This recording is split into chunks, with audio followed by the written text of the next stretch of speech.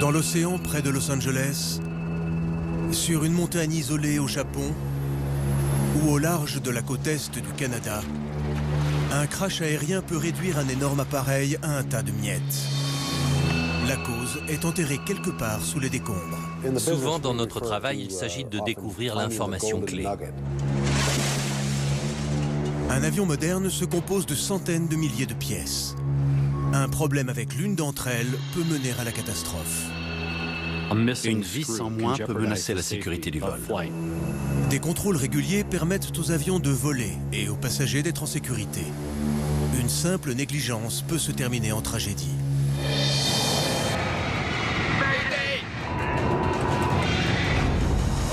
Quelque chose a explosé. Oh mon Dieu!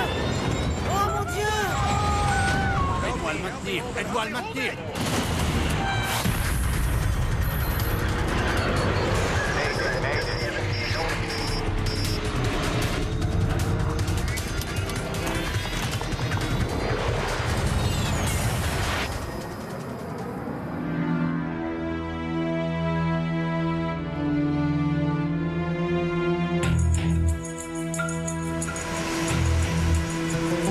C'est une nuit de canicule à Phoenix, en Arizona. Il est 23 h, mais les techniciens de maintenance de Southwest Airlines commencent tout juste. Ce soir, ils s'apprêtent à examiner un Boeing 737-700 ultramoderne. Pas moins de 40 inspecteurs et mécaniciens vont passer la nuit à vérifier que l'avion est prêt à décoller. Sans un entretien approprié, les avions ne volent pas. On pense toujours aux pilotes qui sont aux commandes de l'avion. Mais l'entretien joue un rôle tout aussi important dans la sécurité de n'importe quel avion. Pour que les avions restent en parfaite condition, ils subissent plus de bilans de santé que la plupart des passagers. Des liens extrêmement étroits relient la commande d'un avion, l'entretien d'un avion et la gestion d'un avion. Les avions de ligne sont contrôlés à chaque escale. C'est le contrôle A. Un bref coup d'œil pendant l'inspection permet de repérer les problèmes les plus visibles. La plus grosse partie est effectuée à intervalles réguliers. Ce sont les contrôles B et C. Ce soir, des techniciens effectuent un contrôle C. L'intégralité du contrôle nécessite des centaines d'heures de travail. Tout doit être fini ce soir pour que l'avion puisse décoller au matin. C'est un immense défi, car les avions modernes sont constitués de centaines de milliers de pièces.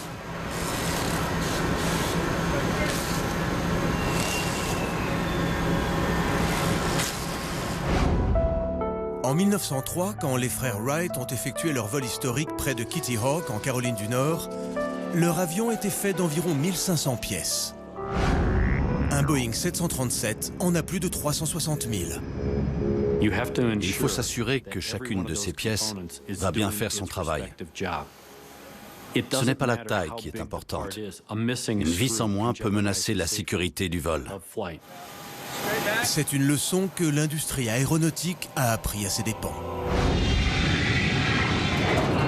31 janvier 2000. À bord du vol 261 de Alaska Airlines, la situation est désespérée. Aux commandes d'un avion endommagé, le commandant essaie d'atterrir à l'aéroport de Los Angeles. Mais l'avion ne répond plus aux commandes. Le MD-83 plonge dans l'océan Pacifique. Oh mon Dieu!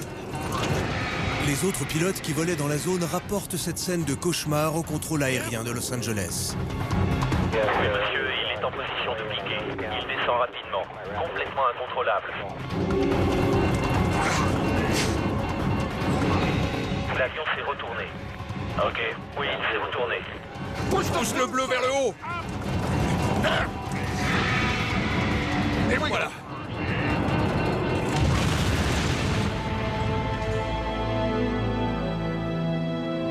Il vient d'atteindre l'eau.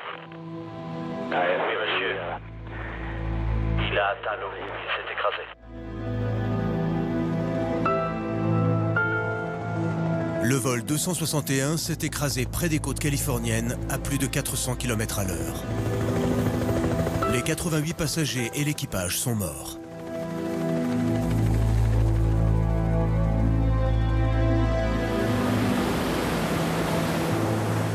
Les enquêteurs du Conseil national de la sécurité des transports, ou NTSB, commencent rapidement leur travail.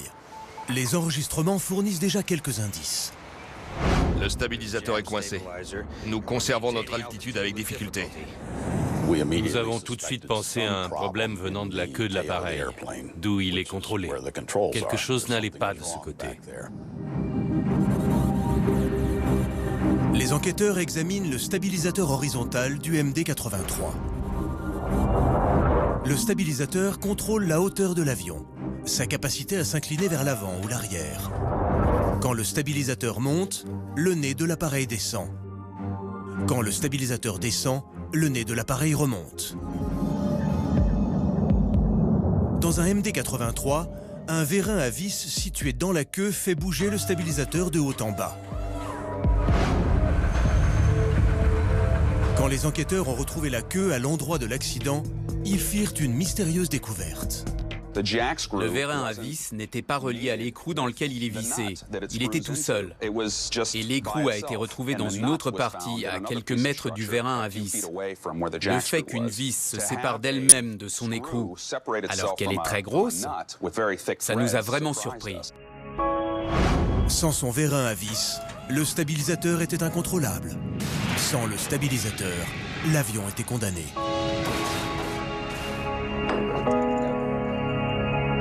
Les enquêteurs ont rapidement compris la raison de l'accident. Ils veulent maintenant savoir pourquoi. Malheureusement, la réponse est simple. Il n'y avait aucune lubrification ou trace visible de graisse sur la surface en contact avec le vérin à vis, ce qui était surprenant et étrange. L'administration fédérale de l'aviation, ou FAA, ordonne un contrôle immédiat de tous les MD-80 des États-Unis. Chez Alaska Airlines, 6 vérins sur les 34 de la flotte de MD-80 ont échoué à cette inspection.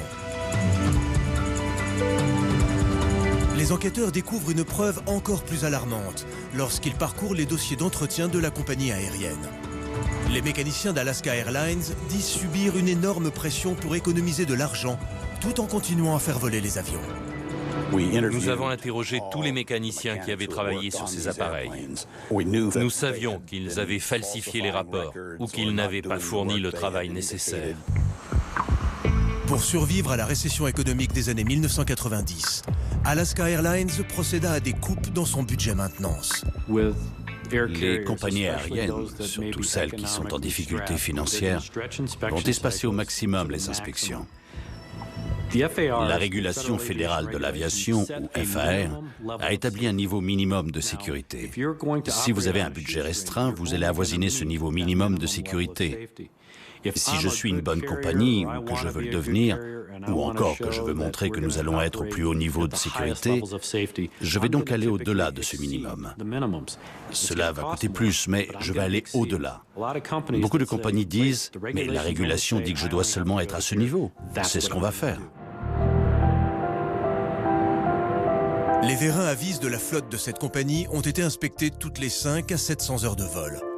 Mais en 1996, pour réduire les coûts, Alaska Airlines commença à contrôler les vérins à vis toutes les 2500 heures. Au même moment, ils doublèrent le nombre de vols quotidiens de leur flotte. S'il se passe 600 heures entre l'inspection et le graissage, il n'y a aucune chance que l'on se trouve dans une situation de métal contre métal. Mais si vous attendez 2000 ou 2500 heures, vous sautez ces étapes de protection, ces barrières qui sont là pour éviter une défaillance catastrophique.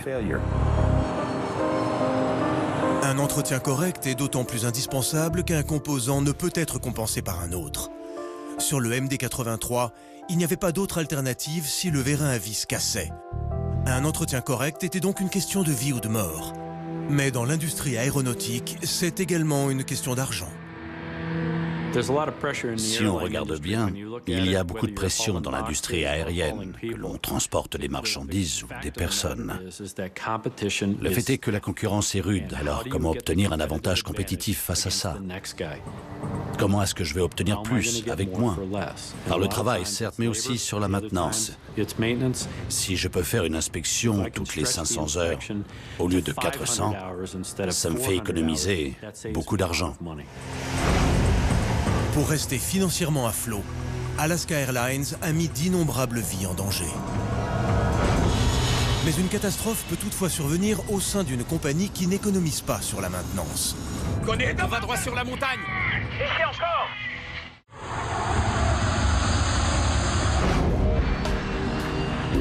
Il est minuit passé à Phoenix, Arizona. Une équipe de maintenance travaille sur un 737-700. Il procède à un contrôle C, l'un des examens les plus poussés qu'un avion peut passer. On travaille toute la nuit parce qu'aucun appareil ne vole. C'est préférable pour la compagnie de laisser ses avions au sol la nuit pour pouvoir les réparer. Ce soir, 339 inspections individuelles sont prévues. Chacune d'entre elles est suivie par ordinateur.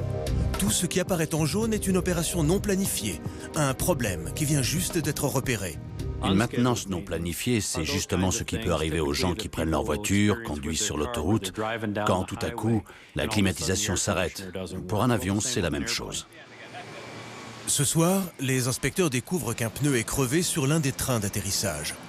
Ils l'ajoutent à la liste des éléments de maintenance non planifiés. Il doit être remplacé avant que l'avion ne reprenne du service. Bien sûr, les enjeux sont extrêmement élevés. Chaque soir, en arrivant au boulot, on essaie de faire de notre mieux, de nous assurer que tout fonctionne pour que les gens puissent arriver à destination. Mais parfois, malgré toute la maintenance, le pire scénario devient réalité. Une simple réparation peut conduire à une catastrophe inattendue. 13 août 1985, mont Ozutaka, au Japon. Voici l'épave de la catastrophe la plus mortelle dans l'histoire de l'aviation. L'avion JAL 123 s'est écrasé la veille, tuant 520 personnes, dont l'équipage. Seules 4 personnes ont survécu. Comme le Boeing 747 a été construit aux États-Unis, c'est le NTSB qui est chargé de l'enquête. Quand je suis arrivé à Tokyo, l'atmosphère au Japon était extrêmement tendue. Les journalistes étaient partout, il y avait énormément de colère dans les esprits. Peu après l'accident, les experts se font aider par un photographe amateur. Il a réussi à prendre une photo du 747 quelques minutes avant le crash. L'image montre que l'avion JAL 123 volait sans son immense volet de direction. Le volet de direction accueille des parties essentielles comme le gouvernail ou des tubes qui contiennent les fluides hydrauliques. Quelle force pourrait être assez puissante pour arracher un volet de direction? Après s'être plongé dans l'historique de maintenance du 747, les enquêteurs découvrent que 7 ans plus tôt, l'avion a atterri avec le nez trop en l'air. La queue a touché le sol et s'est abîmée sur la piste d'atterrissage. L'arrière de l'appareil a dû être réparé, ainsi que la cloison étanche. Japan Airlines a convoqué des techniciens Boeing pour aider à réparer la cloison cassée. Après cette maintenance imprévue, le 747 a obtenu un bulletin de santé impeccable et a volé pendant 7 ans. Mais cette cloison devient le principal suspect pour les enquêteurs. Nous avons pensé qu'il fallait que l'on trouve la cloison étanche arrière parce que l'une des hôtesses qui avait été interrogée avait décrit une explosion à l'arrière de l'appareil qu'elle avait vue. Nous avons donc voulu nous concentrer sur cette cloison. Au cours de l'enquête, Schlid trouve une pièce du panneau qui avait été raccordée à la cloison 7 ans auparavant. Le mystère du vol 123 est résolu. Le 747 est tombé à cause d'une réparation défectueuse. La réparation n'avait pas été effectuée correctement. Il n'y avait qu'une seule rangée de rivets pour maintenir la jointure, alors qu'il aurait dû y en avoir deux pour maintenir les deux parties ensemble. Avec une seule rangée de rivets pour maintenir le panneau réparé en place, la catastrophe devait arriver. Spécialement avec un avion plein à craquer. Au Japon, cet avion a été utilisé pour des vols nationaux. Il a donc effectué de nombreux décollages et atterrissages pour des vols intérieurs, contrairement à la plupart des 747 qui sont des longs courriers, ce qui en a fait un avion à cycle élevé. Les enquêteurs ont calculé qu'avec cette réparation, la cloison aurait survécu à environ 10 000 vols ou cycles. Mais le jour de l'accident, le 747 avait déjà dépassé les 12 000 cycles.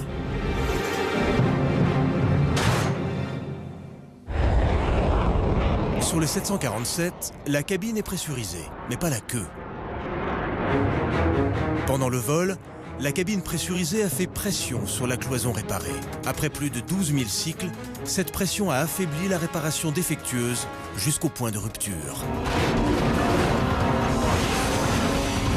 L'air à haute pression a fait exploser la cloison vide et l'a emportée. Là-bas, là-bas! La perte d'une partie de la queue a paralysé les systèmes hydrauliques de l'avion. Le Boeing 747 avait 4 systèmes hydrauliques indépendants pour alimenter ces systèmes, afin d'avoir une quadruple redondance. Malheureusement, ces 4 lignes se rejoignent dans la partie inférieure du longeron et en se séparant, elles ont été coupées.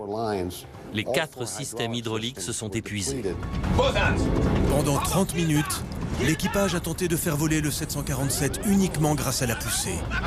Cela revient à essayer de conduire une voiture uniquement avec un accélérateur, mais sans volant ni frein. On va s'écraser! En dépit de leurs efforts héroïques, la bataille était perdue d'avance. On va s'écraser!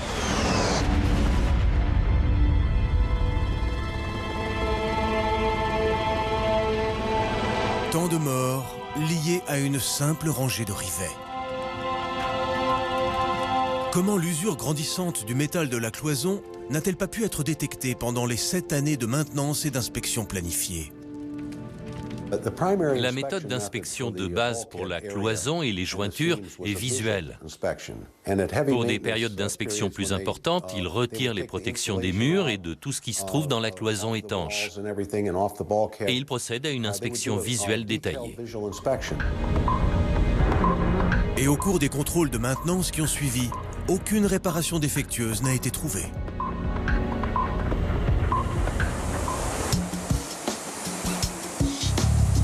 « 20 ans après le vol JAL 123, les compagnies recherchent en permanence des vis cachées qui ne seraient pas visibles de l'extérieur.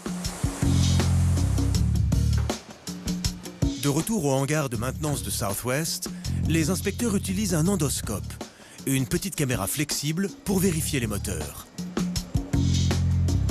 Les moteurs sont le cœur des avions de ligne. S'ils s'arrêtent, les pilotes n'ont pas l'option de s'arrêter au bord de la route. Voilà, nous y sommes. Dans cette zone, nous recherchons des fissures. On regarde les pales de rotor, on voit s'il manque de la peinture, à des endroits où le métal serait perforé, où il y aurait des fissures radiales et axiales. La moindre fêlure ou trace d'usure du métal sur les pales du ventilateur pourrait conduire à la catastrophe.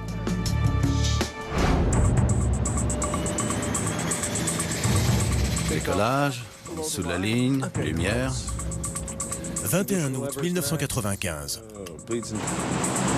Le vol 529 d'Atlantic Southeast Airlines, un Embraer Brasilia, s'apprête à décoller avec 29 personnes à son bord. Direction Gulfport, dans le Mississippi. À ce moment-là, c'était l'avion turbopropulseur le plus rapide et le plus fin. Avant même que l'avion n'atteigne son altitude de croisière, quelque chose semble avoir explosé à l'intérieur. Ça a fait un bruit phénoménal. Comme si quelqu'un avait frappé de toutes ses forces sur une poubelle avec une batte de baseball. Un gigantesque craquement. L'avion a viré d'un coup sur la gauche. L'équipage a beau faire de son mieux, l'avion se déporte violemment à gauche. Pilote automatique enclenché. Aide-moi à le maintenir. Aide-moi à le maintenir. Là-bas. Le commandant de bord et son copilote repoussent les limites de leur expérience. Aide-moi. Aide-moi à le maintenir. Aide-moi à le maintenir.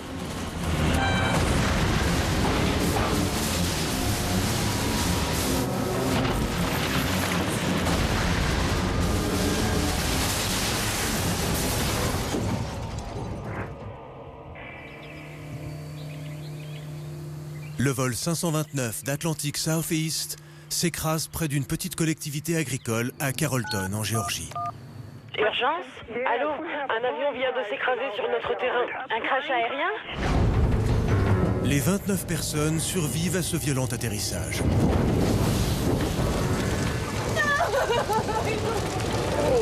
Mais 10 d'entre elles succomberont à leurs blessures.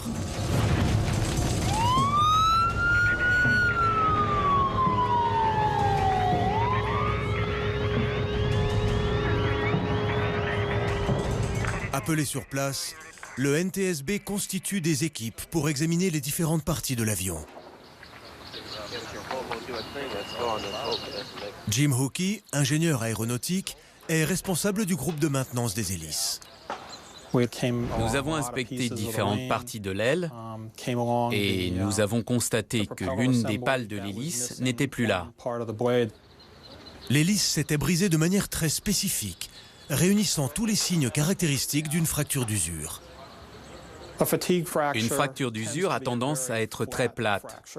Elle comporte aussi des marques concentriques qui partent de son origine. On peut voir des anneaux concentriques qui se propagent depuis l'origine de la fracture. Hookey avait de bonnes raisons de se concentrer sur la pale de l'hélice. 17 mois avant le vol 529, d'identiques pales d'hélice se sont brisées à 2 reprises entre le Canada et le Brésil.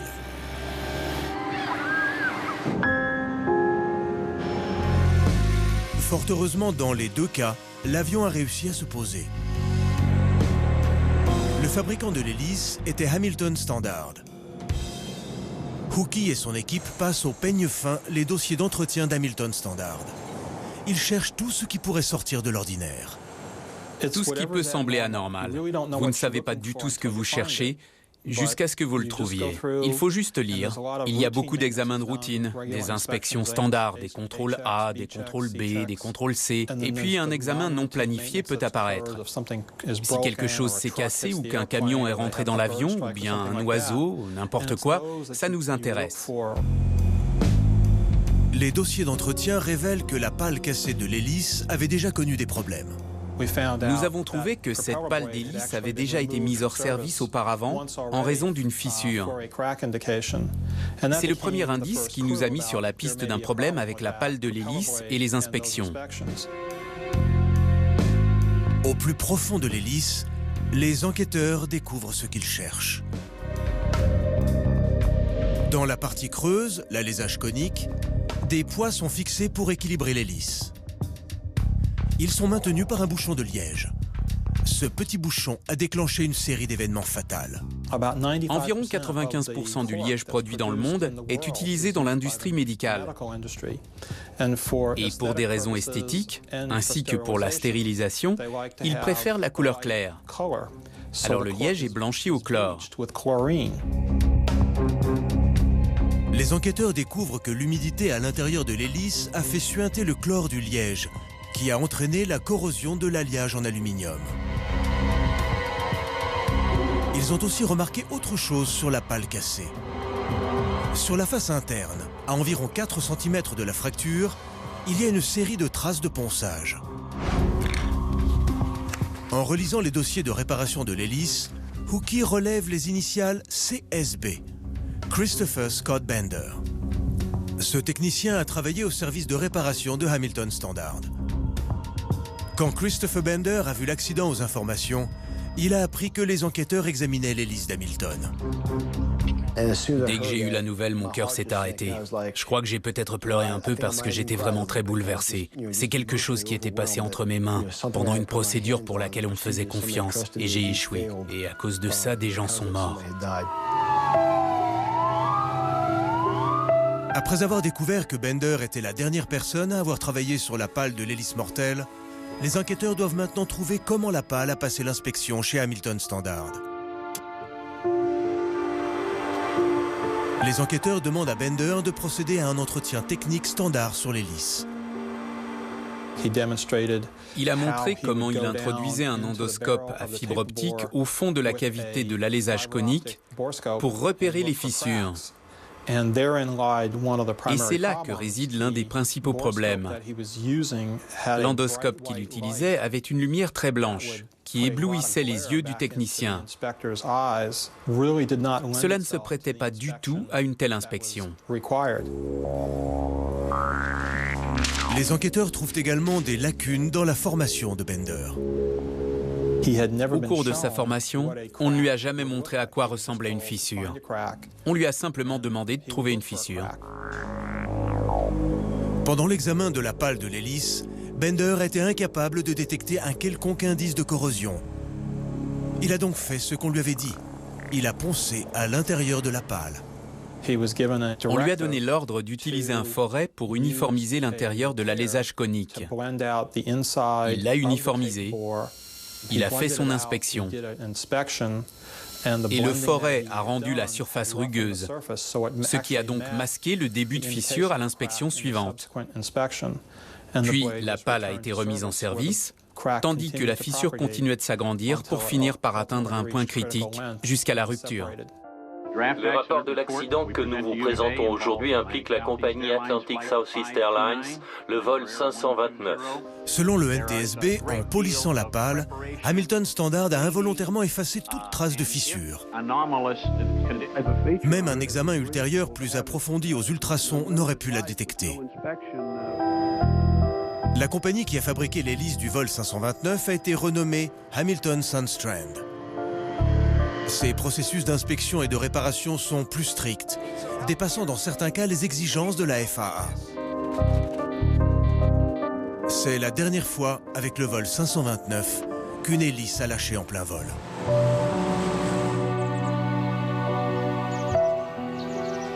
J'aurais voulu que ça n'arrive jamais. Je voudrais pouvoir remonter le temps et réparer ça pour que cela n'arrive pas. Parmi les milliers de pièces qui constituent un Embraer Brasilia, un simple petit bouchon de liège a déclenché un terrible accident. Le vol 529 rappelle le besoin impératif d'un entretien approprié. Mais parfois, c'est la maintenance qui est à l'origine d'une catastrophe, lorsqu'une nouvelle pièce est installée sur un avion plus ancien. Moncton, vol Swissair 111, gros porteur. Déclarons un panne, panne, panne. Nous avons de la fumée dans le cockpit.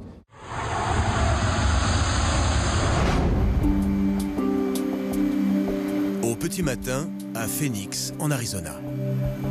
Les techniciens de Southwest Airlines continuent leur programme de maintenance sur un 737. Parmi les grandes compagnies, Southwest est unique en son genre. Ils ne font voler qu'un seul type d'avion, le 737. Ce soir, les techniciens travaillent sur un modèle 700, un des 737 les plus récents. Mais le tout premier modèle de la compagnie, un 300, datant des années 80, vole toujours. On peut toujours faire voler un vieil avion, du moment qu'il suit les protocoles d'inspection. Certains transporteurs de fret ont des avions âgés de 30, 40 et parfois même 50 ans. Mais ils sont toujours fiables. Ils ont été entretenus, ils ont été remis à jour avec des équipements modernes. Mettre à jour des avions plus anciens est une opération de maintenance courante.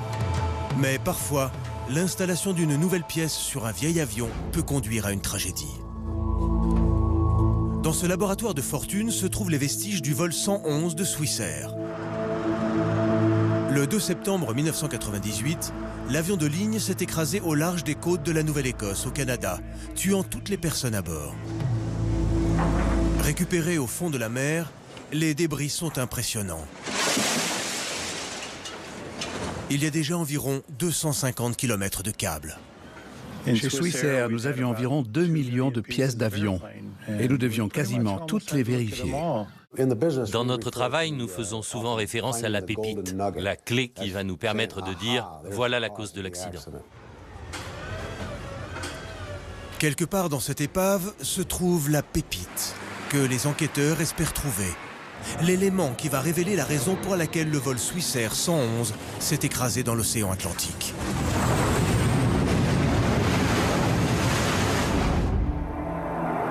La boîte noire donne aux enquêteurs des premiers indices cruciaux. Tu sens pas quelque chose? Ouais, qu'est-ce que c'est? Va voir, je prends les commandes. Roger, tu as les commandes. Le copilote inspecte la zone autour du conduit de climatisation. Rien ne semble suspect. Je ne vois rien ici. Et là non plus, il n'y a rien? Le commandant Zimmerman est troublé par l'odeur de fumée. Ça recommence. Il commence à rediriger l'avion vers l'aéroport le plus proche. Trouve-moi l'endroit le plus proche pour atterrir, Stéphane. Il contacte la tour de contrôle de Moncton, dans le New Brunswick. Vol Swissair 111, gros porteur. Déclarons un panne. Nous avons de la fumée dans le cockpit. Panne est un terme international utilisé pour signifier à la tour de contrôle une situation d'urgence. C'est le degré juste au-dessous de Mayday. Le vol Swissair 111 est redirigé vers Halifax et amorce sa descente. Je vais vous diriger vers la piste numéro 6 de Halifax. Les pilotes ont l'air d'être calmes et de tout contrôler. Halifax n'est qu'à 20 minutes. Il va nous faire virer vers le sud. À ce moment-là, tout était normal. J'ai ordonné au pilote sa descente initiale et il a demandé à se stabiliser à une altitude intermédiaire pour préparer la cabine à l'atterrissage. Ça voulait dire qu'ils avaient besoin de ranger les plateaux repas, par exemple. Cabine bus hors tension. Cabine bus hors tension. Mais la situation apparemment sous contrôle à bord du vol Swissair 111 dégénère en situation d'extrême urgence. Pilote automatique déconnecté. Nous nous déclarons en situation d'urgence. Swissair 111 au temps 0, 1, 2, 4. Tous mes écrans sont éteints. Je tente de contrôler mes instruments. Je maintiens à 300. Peu après s'être déclaré en situation d'urgence, l'avion devient silencieux.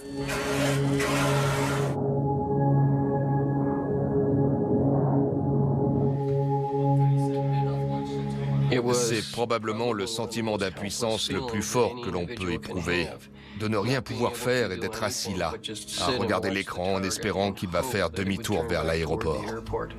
Et bien sûr, il ne l'a pas fait.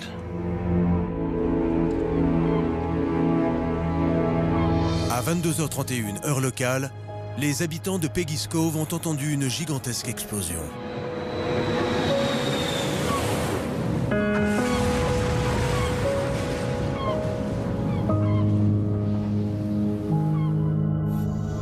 D'après la boîte noire, les enquêteurs savent qu'il s'agit d'un feu et non d'un avion qui ne fonctionnait pas bien.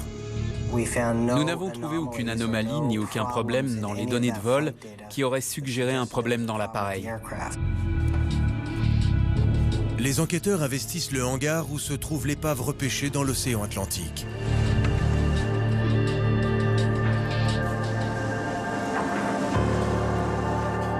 Ils finissent par trouver des traces de brûlure qui indiquent que l'origine du feu se trouvait à l'arrière du cockpit, juste derrière le copilote.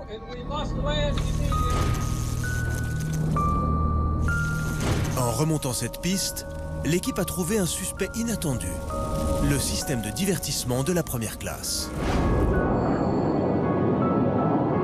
Le modèle MD-11 de Swissair est équipé d'un des systèmes de divertissement les plus sophistiqués au monde en première classe. Les passagers peuvent choisir leur propre film, ont accès à Internet et même aux jeux en ligne. Ce système de divertissement ne faisait pas partie du modèle de MD-11 originel. Le système avait des faiblesses importantes. Il chauffait beaucoup, nécessitait beaucoup d'électricité et par conséquent augmentait considérablement la température de la cabine parce qu'il ne s'arrêtait jamais. Il n'avait pas installé un simple bouton off ni un système de refroidissement approprié. Chaque fois que vous installez un système électrique après la commercialisation d'un avion, vous encourez le risque de compromettre l'intégrité même de l'appareil par rapport à sa conception d'origine. Une fois informé de cette défaillance, Swissair a immédiatement désactivé les systèmes de divertissement du reste de sa flotte. Mais les enquêteurs découvrent qu'une autre pièce de l'avion a contribué à la propagation du feu à une vitesse inquiétante. Dans ce cas précis, nous avons découvert un câble arqué de cette façon. Et juste à côté se trouvait un matériau d'isolation très inflammable appelé polyéthylène terephthalate métallisé, qui recouvre les matelas isolants. Cet isolant en polyéthylène était courant sur les lignes aériennes commerciales dans le monde entier. Il avait d'une manière ou d'une autre passé les tests d'inflammabilité, qui requiert des matériaux qui s'éteignent seuls après un délai raisonnable. Le matériel thermoacoustique présent dans cet appareil était très inflammable. Même s'il a passé les tests, il retient la chaleur et propage le feu. Le feu s'est rapidement propagé depuis l'arrière du cockpit jusqu'à la cuisine de la première classe. Certains morceaux de métal endommagés montrent que le feu est monté à près de 600 degrés. Moins de 12 minutes après que l'équipage ait déclaré un pan, le feu a désactivé toute l'électronique du cockpit.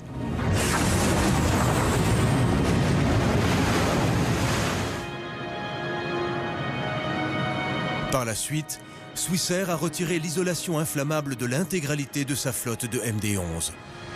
Le reste de l'industrie a dû faire de même.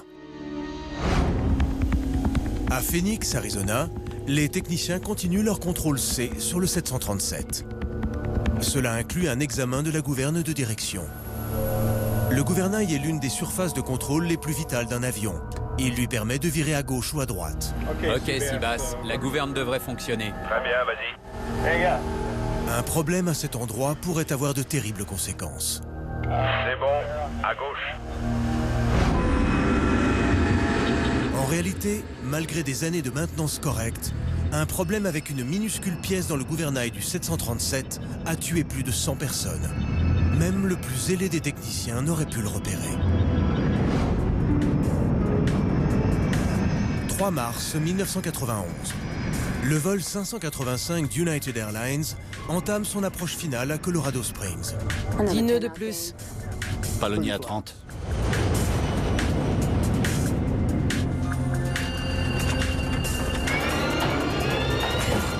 Oh non, rétabli. Palonia 15. 15. Oh mon Dieu. Ah mon Dieu.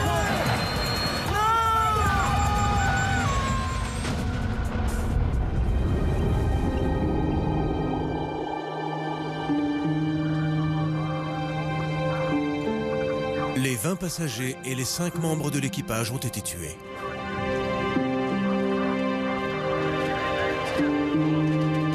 Les enquêteurs du Conseil national de la sécurité des transports arrivent à Colorado Springs.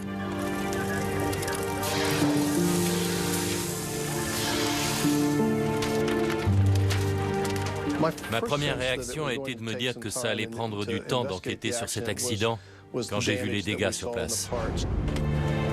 Ingénieur aéronautique, Greg Phillips est chargé d'enquêter sur les systèmes de contrôle du vol 585 d'United Airlines.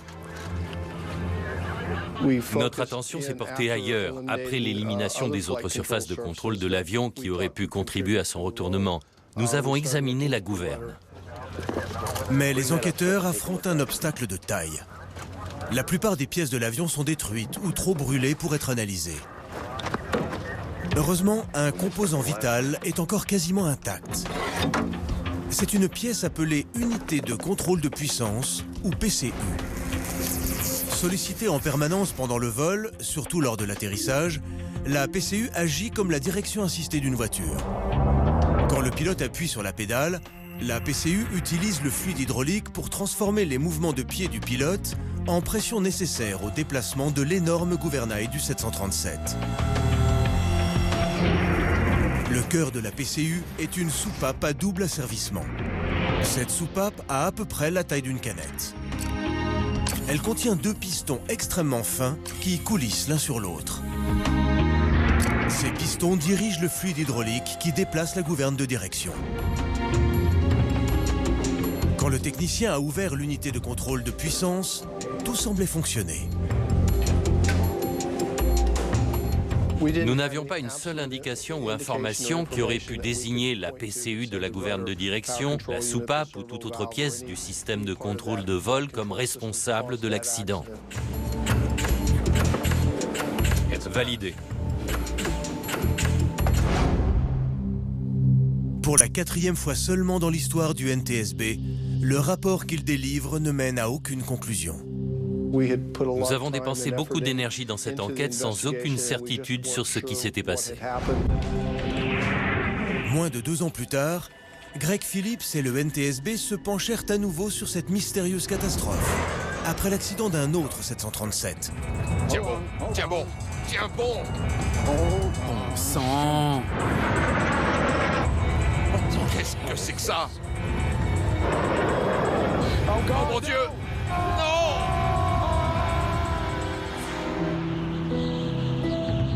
8 septembre 1994. Le vol 427 d'US Airways s'est écrasé près de Pittsburgh, tuant toutes les personnes à bord. Lorsque nous sommes arrivés sur les lieux de l'accident, avant toute chose, il n'y avait aucune trace d'avion. Seulement des petits morceaux. L'appareil était à peine reconnaissable. Les enquêteurs commencent à étudier cet accident comme un miroir du vol 585 d'United Airlines. Lors de l'approche finale, l'United 585 se retourna par la droite, tandis que l'US 427 se retourna par la gauche. Les 2 équipages furent pris par surprise. Après un terrible combat, les 2 s'écrasèrent sans laisser de survivants.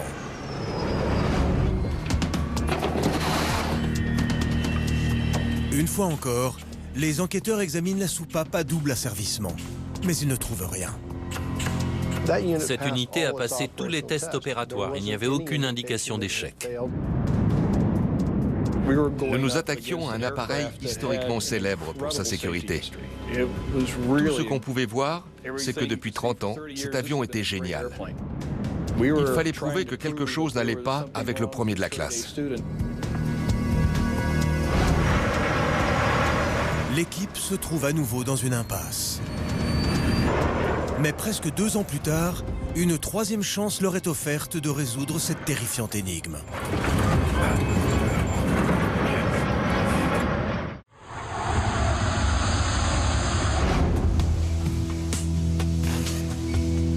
À Phoenix, Arizona, une longue nuit de maintenance touche à sa fin. Plus de 30 mécaniciens et une demi-douzaine de techniciens ont passé un 737 de Southwest Airlines au peigne fin. L'équipe a procédé à plus de 400 contrôles individuels. Des pièces ont été remplacées. Le Southwest 737 N427WN est bientôt prêt à repartir. J'espère qu'on va pouvoir le sortir du hangar. On a contrôlé d'éventuelles fuites, on a vérifié que tout fonctionne. Il ira ensuite sur la piste pour le départ. Mais on sait que lors de l'entretien, les techniciens ne réparent une chose que si elle est cassée. Depuis plusieurs années, tous les 737 qui volent dissimulent un danger que même le plus attentif des techniciens ne pourrait détecter. Au début des années 90, 2 737 s'écrasèrent mystérieusement. Dans les 2 cas, les avions devinrent incontrôlables.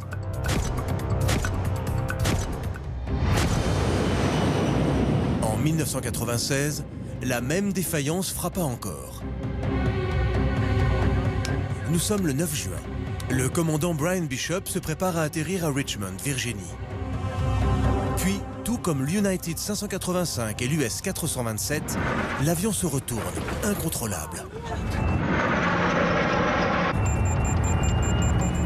J'ai tourné le manche dans la direction opposée et j'ai appuyé sur la pédale de gouverne. La pédale n'a pas répondu. Nous ne savions pas à quel niveau, mais nous avions un problème avec la gouverne. Pendant plus de 30 secondes, le commandant Bishop lutte pour garder le contrôle de son avion récalcitrant. Puis soudain, le 737 se calme et revient en position horizontale.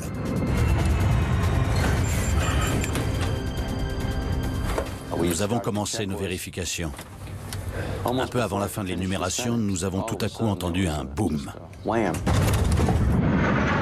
Le 737 est de nouveau incontrôlable.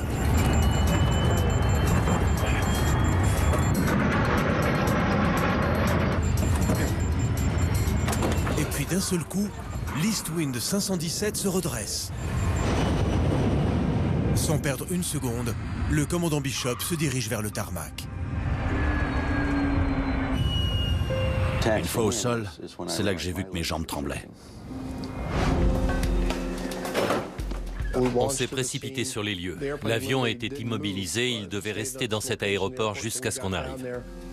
Tout à coup, nous avions un 737 qui venait d'avoir un incident de gouvernail qui était intact, avec un pilote vivant, capable d'en parler. Je pense qu'ils étaient encore plus contents que moi d'avoir l'avion. Les enquêteurs reprennent les contrôles de la gouverne de direction du 737 à zéro. L'unité de contrôle de puissance est analysée, encore et encore, mais elle fonctionne à merveille. Refusant d'abandonner, l'enquêteur Tom Hauter décide de faire passer un test différent. Quelqu'un avait mentionné un test qu'ils avaient fait dans l'armée, au choc thermique. L'unité de contrôle de puissance est plongée dans l'azote liquide, puis aspergée d'azote gazeux à moins 40 degrés. On lui injecte ensuite du fluide hydraulique très chaud. Cela lui donne l'ordre de se mettre à fonctionner. Tandis que nous étions là à regarder le mécanisme bouger, gauche-droite, gauche-droite, il s'est arrêté, alors qu'on ne lui avait pas demandé. Il s'est coincé. Il s'est tout bonnement arrêté. L'équipe découvre qu'une petite soupape hydraulique qui contrôle le gouvernail de l'avion de ligne le plus populaire au monde pouvait se bloquer dans certaines circonstances. Et la valve peut se bloquer sans laisser aucune trace par la suite. Lorsque les enquêteurs contrôlent à nouveau les résultats, ils découvrent un autre défaut de taille. Pendant l'analyse minutieuse des données, des ingénieurs ont vu qu'elle ne s'est pas seulement arrêtée, mais que la gauche est devenue la droite et que la droite est devenue la gauche. Il y avait en effet un mouvement du fluide à l'intérieur qui n'avait pas lieu d'être. Cette inversion est la même dans une voiture. Vous tournez à droite et le véhicule va à gauche. Vous ne vous en rendrez compte que lorsque vous sortirez de la route. C'est ce que les pilotes ont dû affronter à ce moment-là. Une chose tellement inhabituelle qu'ils n'ont pas compris ce qui se passait. Qu'est-ce que c'est que ça? C'est ce qui expliquerait pourquoi le commandant Chuck Emmett a gardé son pied sur la pédale de gouverne. Parce qu'il s'est dit, pourquoi est-ce que l'avion ne vire pas à droite alors qu'il avait l'impression qu'il allait à gauche? Après ces catastrophes, les pilotes reçurent une meilleure formation concernant les problèmes soudains de gouvernail. Boeing dépensa des centaines de millions de dollars pour redessiner et remplacer les valves à double asservissement de milliers de 737 dans le monde entier. S'il y a bien une chose que l'on n'aime pas au Conseil de sécurité, ce sont les accidents de cause indéterminée, parce que nous ne savons pas quoi changer pour améliorer la sécurité. Après l'US 427 et l'United 585, nous avons une flotte de 737 beaucoup plus sûre. Il est 7 h du matin. Après un service de 8 heures, la maintenance est terminée sur le Southwest Airlines 737. D'après les rapports d'entretien, l'équipe a procédé à 78 interventions non planifiées et 339 inspections programmées. Je pense que chacun d'entre nous ici éprouve un sentiment de fierté et pense faire de son mieux jour après jour. Bien sûr, les enjeux sont élevés, chaque vie compte. Malgré l'horreur des catastrophes aériennes, celles-ci restent tout de même extrêmement rares. Surtout lorsque l'on considère le nombre de passagers qui décollent et atterrissent chaque jour. Parfois, nous oublions le fait que nous faisons voler des millions et des millions de personnes tous les jours, sans une seule égratignure sur les avions ni sur les gens. C'est un système incroyable. Ce système repose sur une équipe de professionnels dévoués qui s'engagent à prendre soin de ces chefs-d'œuvre du XXIe siècle. Des avions si bien construits qu'ils pourraient voler presque aussi longtemps que nous sommes prêts à prendre soin d'eux. Nous avons appris à inspecter et à entretenir ces appareils et même à les reconstruire pour augmenter leur durée de vie. Ils sont robustes et doivent être capables de durer éternellement s'ils sont correctement entretenus.